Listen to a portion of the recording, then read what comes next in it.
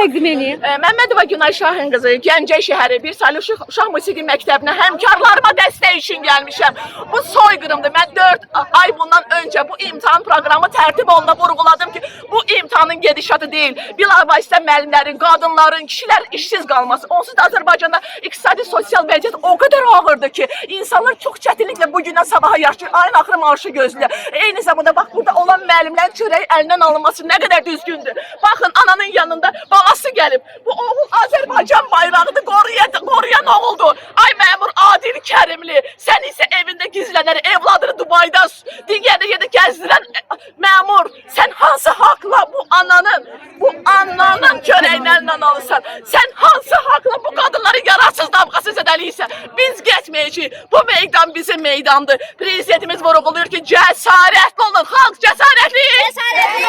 Prezidentimiz vurğuluyor ki, məmurların ictimai nəticə prinsipinin aktivisti olun. Aktivist! Prezidentimiz deyir, məmurların iğrənci simasını aşkar edin. Aşkar edirik. Məmurlar. Çox sayda məmurlar, mən hər bir zaman öz səhifəmdə deyirəm ki, biz görəsən hansı günə hava haq ki, bu xalq rahat nəfəs alsın. Təhsilimiz yox, mədəniyyətimiz yox, səhiyyəmiz yox. Bugün mədəniyyətimiz Ulu Öndər Heydər Əliyevin zirvələrə qaldırdığı mədəniyyət, Uzer Hacıbəlini yoxdan yaratdığı mədəniyyət məhv olub. Ey millət, qoymayaq məhv olsun mədəniyyətimiz. Tələb edirik Adil Kərimli istefa. Bizə Fərhad Bədəlbəyli kimi professorlar, gözəl insanlar, mərd insanlar lazımdır nazir. Əzizlərim, baxın, bu analar, balalarda dəstək olmaq üçün Ulu Öndər Heydər Əliyev, Cənab İlham Əliyevin yaxalığını taxaraq bizə dəstəkdirlər. Döyüşdə döyüşübdür. İndi balamla buralarda gəzirik, görək hansı bizi tutar. Balasına dəstək olmaq üçün, analar balalara dəstək, balalar analarına dəstəkdir. Bu nə vəziyyəti? İştirak edir, sədəsə vırışıbdır. Polis ol yoldaşım. Biz imkan İndi verməyik. bu balamı da alacaq düşmüşəm. Konservatoriyada ilərliyim çıxır. İndi burada ilərliyim. Xanımlarımız ağlayırlar. Niyə mənim mədəniyyət işçilərim, niyə mənim analarım, niyə mənim millətimin nümayəndələri ağlamalıdır? Biz burada haqq savaşındayıq. Biz burada çörəksiz qalan müəllimləri xilas etmək üçün buradayıq. Biz bugün 70 maddəsi ilə zədələnən, yararsız pensiyon fondunun üzərində qara xətt çəkilən müəllimlərin yanında olaraq prizə səslədirik. Ali Baş Komandan, ümidimiz, pənahımız, liderimiz sizin cəsarət adı çağırışı ilə biz cəsarətliyik. Prezidentin təlimatını yerinə yetirən məmurları iğrənci simasını aşkar edirik. Aşkar edirik. Prezidentin təlimatını yerinə yetirən ictimai nəticə prinsip aktivistiyik. Və biz prezident təlimatını yerinə yetirən müəllimlər nə yağışdan, nə küləkdən, nə qardan, nə digər çətinlikdən qorxmayacaq, çəkinməyəcək.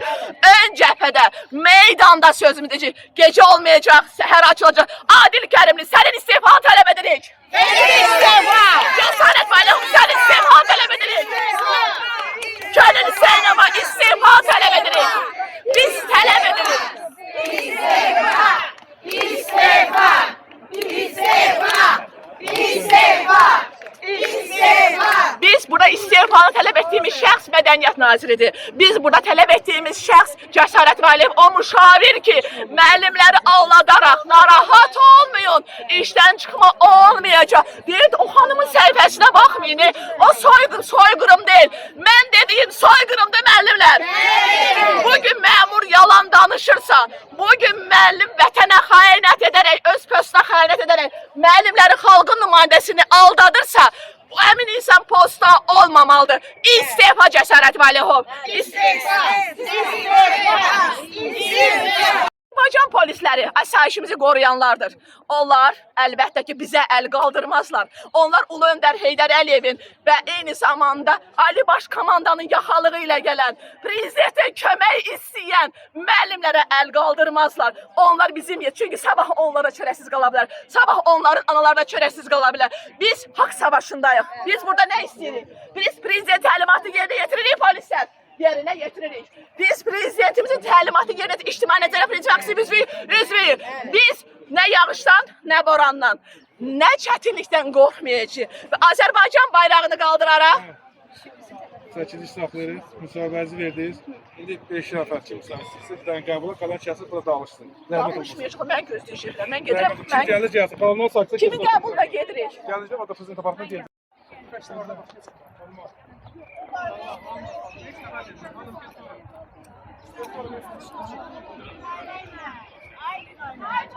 Bunlar da Yusuf.